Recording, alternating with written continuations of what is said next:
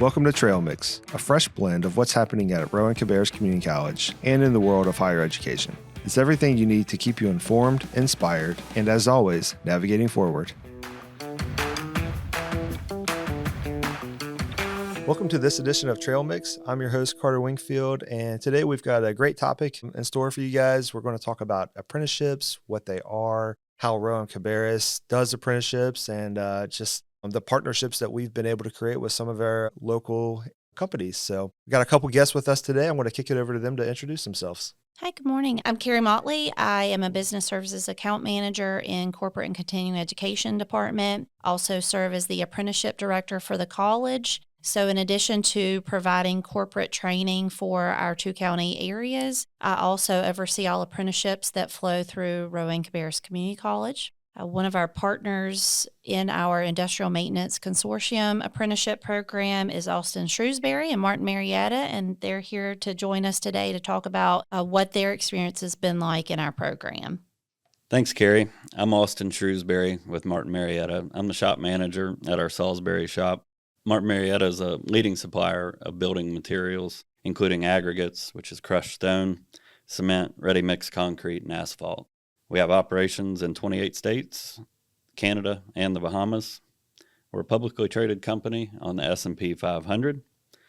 The shop in Salisbury, where Josh and I work, is focused on the repair and remanufacture of the crushing equipment that our company owns and operates. Awesome. And that brings us to our third guest, Josh. Welcome to the podcast, Josh. Thanks for having me. My name is Josh Baker. I've been with Martin Marietta for going on 4 years, but I'm also an apprentice going on my third year in the apprenticeship program. Awesome. Well, welcome. Thanks for coming. Austin, you mentioned everywhere that Martin Marietta was. How do I get a tour of one of those Bahama facilities down there? I've been trying to figure that out myself. So let's start off with just the basics. Let's talk about what an apprenticeship is and how does Rowan-Cabarrus make these opportunities possible? So apprenticeship is a structured training program that combines on-the-job training with related classroom instruction, allowing someone to learn a trade while they're earning a wage. Apprenticeship has 3 key features to it. So there's paid work experience, hands-on, on-the-job training, and then related technical instruction. So apprentices earn a progressive wage as they achieve skills, experience, and knowledge. 2,000 hours of on-the-job training per year of their program, signifying that most of the learning and application happens on the job under the supervision of skilled mentors. And then the final piece is the related technical instruction. That is the part that happens here with us at Rowan-Cabarrus. Apprentices take classroom courses in person or online to learn the theoretical and technical aspects of whatever their occupation is. Okay, so they're coming to class or learning some of that theoretical knowledge, that book knowledge, and then they're spending a good amount of time at their place of employment putting that into practice. Yes. Yeah. So each apprentice has to work with a mentor on the job. They have a skills checklist that they work with their mentor to accomplish and check off the skills on that checklist. So they do about 2,000 hours per year. Wow. Of the program. The industrial maintenance program that we operate is a 4-year program. So by the end of it, they have 8,000 hours of on-the-job training, in addition to their 144 plus hours per year that they spend in the classroom. I mean, that sounds like a lot of hours. It is a lot. 8,000 hours. Yeah. On-the-job training. It's a lot, but that's what makes apprenticeship so special, is that the apprentices, upon completion, not only have that theoretical knowledge and skills, but they have 8,000 hours of practical application time. So they've not only learned it, but they've demonstrated that they have successfully learned how to perform the skills on the job, which is what makes apprenticeship so important and stand out. So when we think about how Rowan-Cabarrus makes some of these opportunities possible in the apprenticeship program, we're part of the Apprenticeship NC, which is part of the state system office. Could you tell us a little bit more about that? Yeah, so Apprenticeship NC is our state intermediary to the U.S. Department of Labor. They register programs and help us promote apprenticeships throughout the state.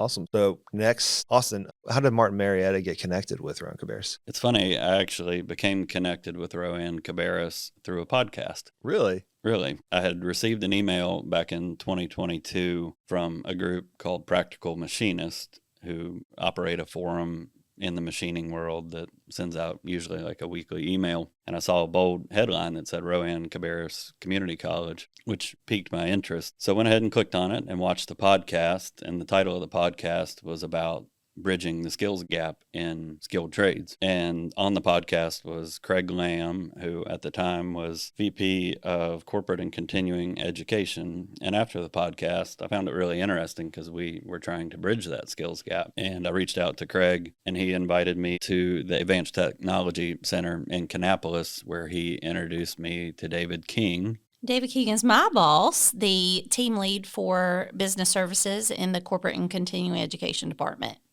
And we sat down and talked through some of the things that Martin Marietta was up against and trying to do. From there, David and I set up a meeting at our Salisbury shop where he brought out Kerry and Lori Miller, and we talked through what the industrial maintenance apprenticeship program looked like, and we also talked about the North Carolina Manufacturing Institute and how we could utilize both of those programs to help us. Awesome. So you learned about us on a podcast, and here you are years later on Full a podcast. Full circle. Who knows who else is listening to this right now, and we'll have a similar story 4 years from now. So that's pretty cool.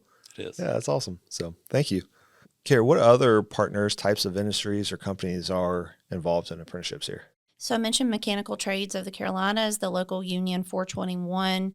They do apprenticeships in welding, plumbing, and pipe fitting, and so we are partnered with them. We are also partnered with the North Carolina Association of Electrical Contractors. The NCAEC runs apprenticeships around the state now, but they are specific to electricians. That's a 4-year program as well that we run out at Cabarrus Business and Technology Center. And then we provide related instruction for a variety of companies, Daimler, Ketchy, Rowan Helping Ministries, Rowan Partners in Learning, Pass and Seymour LeGrand, various employers who are running their own internal apprenticeship programs. We work with them to provide the related instruction that they need. We've had a couple of our own employees go through this program as well, haven't we? We have. We've had 3 of our facilities maintenance technicians go through this program and successfully graduate. Oh, perfect. Yeah. And Josh, you're in year 3 Yes, out of sir. 4? Yeah. So 6,000 hours is what Right what you're coming in. Have you felt like you've learned anything in those 6,000 hours? Most definitely. It's definitely been a whole game changer from when I started to where I am now. Yeah. Yeah, just the knowledge and the hands-on skills that you get to do every day and better yourself. Yeah. We know about internships and how they differ a little bit. We'll dive into some of those main differences in a little bit, but a 4-year program with that many hours, you're getting paid while you're doing it as well. You're furthering your degree. You're building your resume. I can't think of any cons to entering an apprenticeship program. It's a commitment for the apprentice and for the companies as well. I mean, they have to really commit to making sure that their mentors are prepared to be mentors, to teach and demonstrate what the skills are on the job, but then to support the apprentices throughout the program as well. 4 years is a long time, especially in our community college realm where folks are generally here 2 to 3 years. 4 years is abnormal for a community college setting. But the great part about this program is that we really designed it to meet our employer needs. We have a lot of smaller employers in our 2-county area, and so they didn't have the capacity to take someone off of their plant floor for more than a day. And so we wrote this program to operate only on Fridays. So the apprentices are able to be on their company floor Monday through Thursday, and then they come to us every Friday between 8 and 5, and that's when they do their related instruction. Right. And coming from the employer side, Austin, how has that worked out?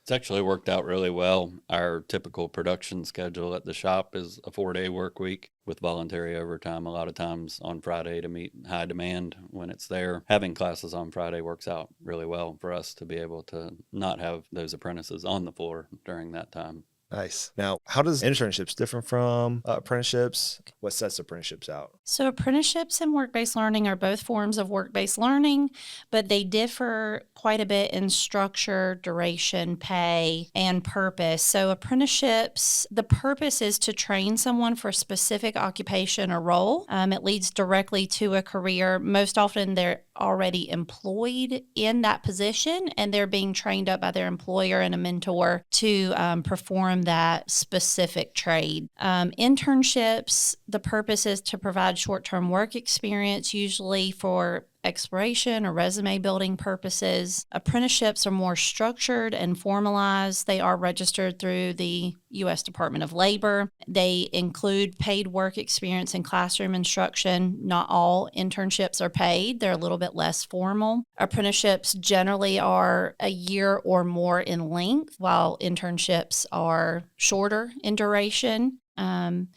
Apprenticeships are always paid, internship often. They are not. And then in terms of supervision, in apprenticeships, apprentices are required to be paired with a mentor for each skill, whereas internships, they may receive limited supervision, maybe given observational or project-based tasks, while apprenticeships are always hands-on. Okay. Yeah. Internships too, I know our students typically get college credit for those. They do. Is that an opportunity with apprenticeships, or are those structured differently? It is. Yeah. No, they are getting college credit with each class that they complete. Okay. So do those work towards the degree traditionally, or? It depends. Okay. The industrial maintenance program, they are earning college credits, but they are not earning a degree at the end. They're earning a journeyman card in industrial maintenance, signifying that they have the theoretical knowledge and skills to perform that job successfully. If they wish to come back and get a degree, they're able to do so. It could easily track into a mechatronics degree. They just need to add in some general ed courses to be able to achieve that. Yeah. Got a good head start on it. Yeah. Yes, for sure. How long has the college been partnering with companies for apprenticeships? So we started partnering with Mechanical Trades Carolinas in the early 2000s. And so we have been partnered with them running a welding, plumbing, pipe fitting apprenticeship program since about 2002. They currently have 144 apprentices registered through Rowan-Cabarrus Community College classes, and it is the longest apprenticeship running in the state of North Carolina. We did not start the industrial maintenance program until September of 2017. Okay. And we are in our fourth cohort Okay. now. All right. And how long has Martin Marietta been partnered with the college? 3 years. Josh was our first Initial apprentice. cohort? First one. Nice. And we have 2 more in the current, most recent Okay. cohort. All right. Trailblazer. Yeah. That's what you Leading are, the way. Josh. Yeah. Setting the standard. There. I like it.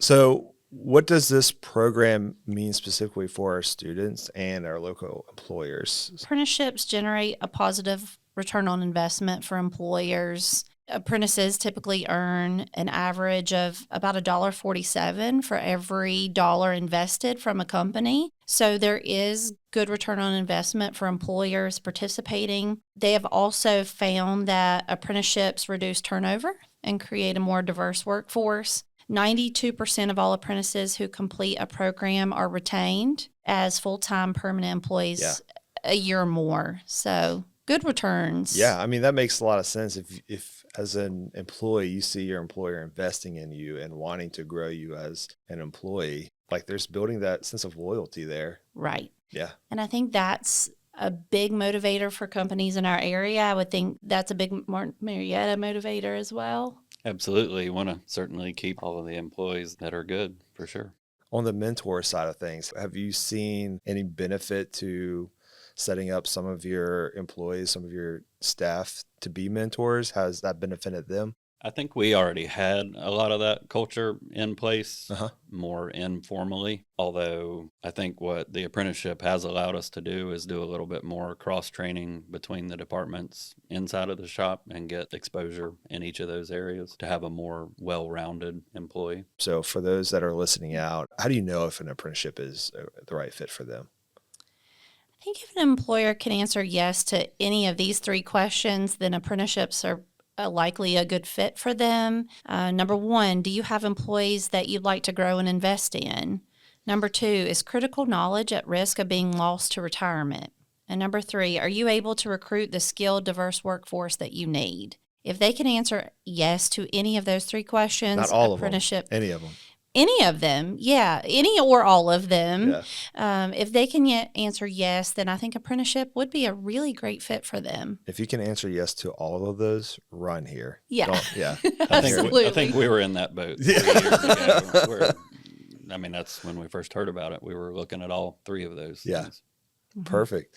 So yeah, transition to that. From an employer's point of view, what makes apprenticeships a good investment, a valuable investment for the company? I think it would be hard to find anywhere else where you can get 6,000 or 8,000 hours of on-the-job training, not to mention the 144 hours or so each year of curriculum-type training. I don't know that kind of training is out there anywhere else. Because previously, there was no curriculum training going on in-house or limited. We would do one-off classes, maybe in safety, maybe in hydraulics, something like that. But I didn't know of any programs that offered as much variety as what this does. Taking that off your plate of having to worry about that and partnering with the college to excel at that side of it, how has that freed you guys up? Well, it's a huge lift, and Kerry does a great job on running the program as well and takes a lot of that even off of our plate. We just have to make sure that the mentoring's happening, the on-the-job opportunities and learning is happening, and being sure that we're sending the employees to the classes when they have them. I think one important thing to add is that oftentimes employers like Austin, they have additional employees that need some type of additional skill training, but they may not need the entire apprenticeship program. And so every semester I'll send Austin an email and say, hey, this is what we're running this semester. Do you have any folks that you need to add into these classes? And so that gives them the opportunity to send an additional 1, 2, 5 people if he wants, however many people he needs to the classes. He knows they're running at a great cost, and he can send those individuals with the apprentices to get the training that he needs. And we have been taking advantage of that as well. It's been a great opportunity. Good. All right. How has the industrial maintenance apprenticeship program helped you build it? Have you felt like you've seen a stronger, more skilled workforce within your walls in the past 3-4 years?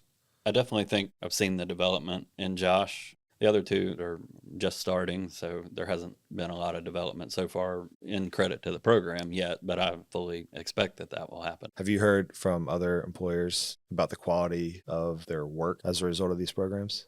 Yeah, I mean, from start to finish, they learn so much in this program. All of the technical skills that they need to successfully complete the job or task at their job, they're able to learn in this program.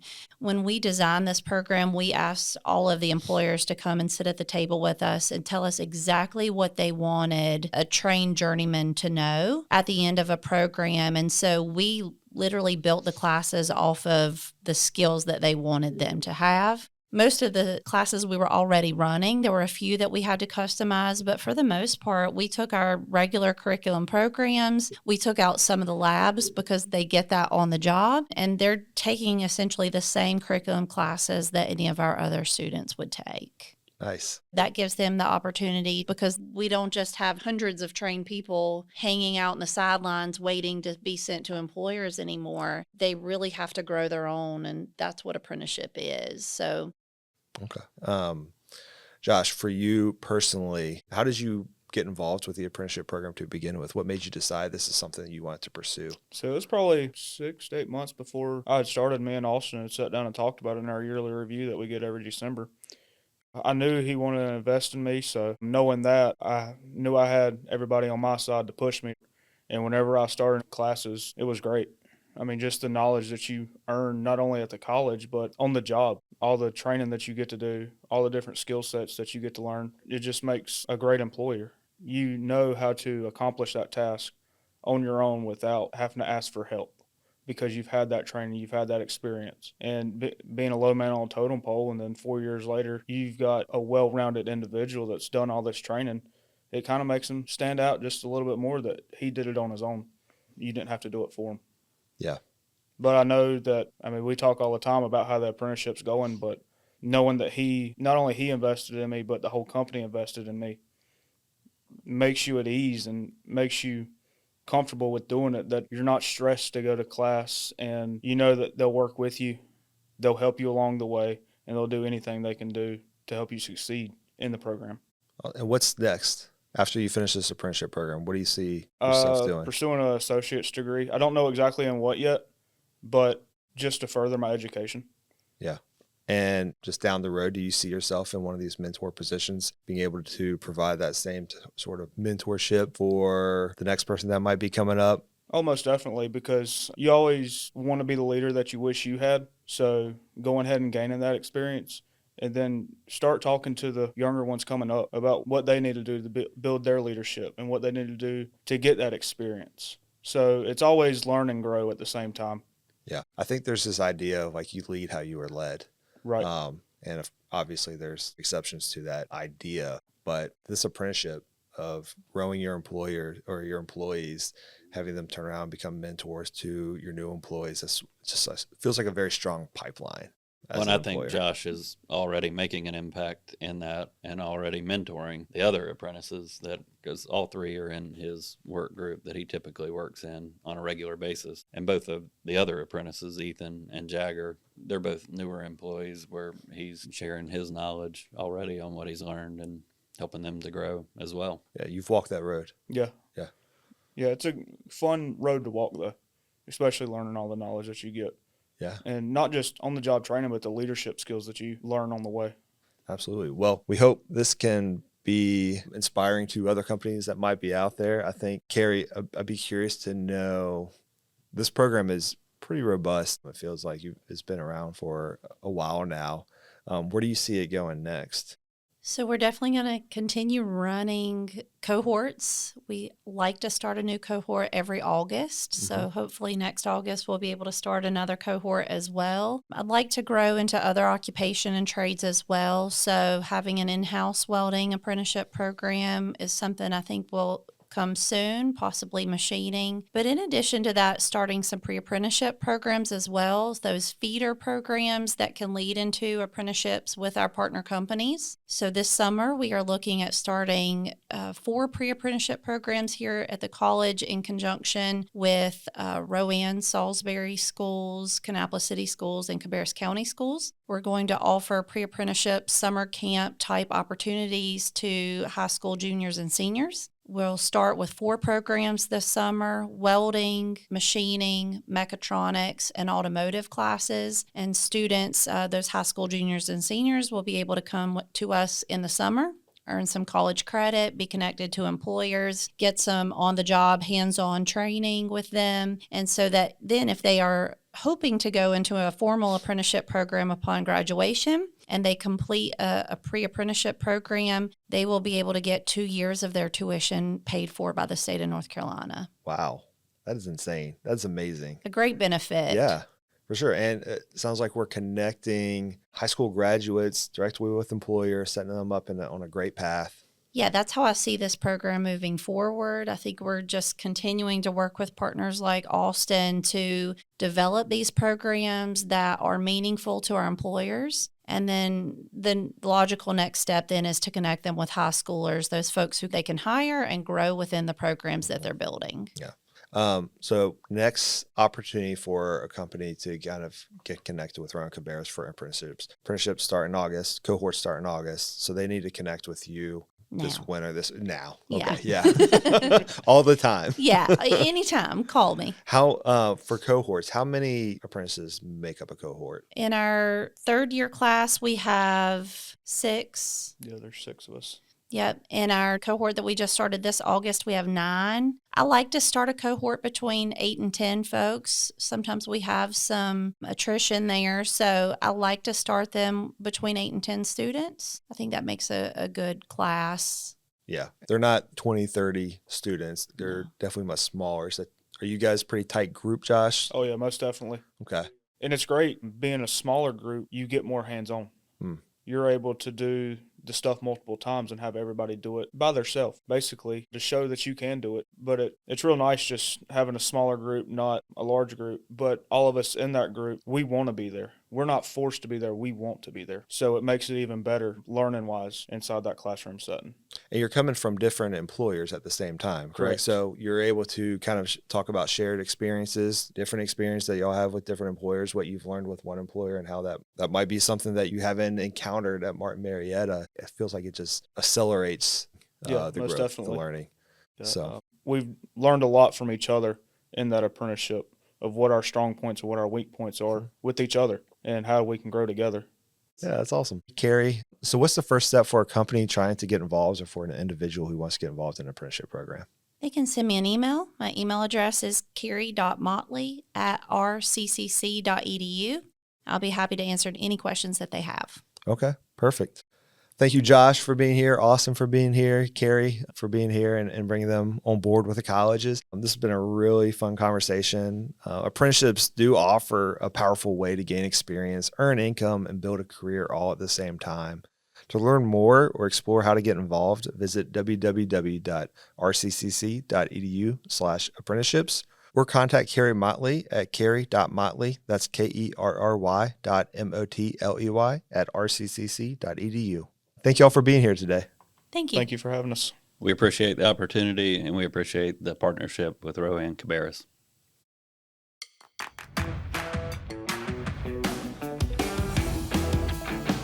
Thanks for listening to Trail Mix. For more stories, updates, and to learn more about how Rowan-Cabarrus Community College can help you navigate forward, visit us at www.rccc.edu. Next time on Trail Mix. If you're driving down the highway, there's art and design everywhere. It impacts everything we do, everything we think, everything we feel. And I think that this is an opportunity for us to reaffirm the value of arts and culture.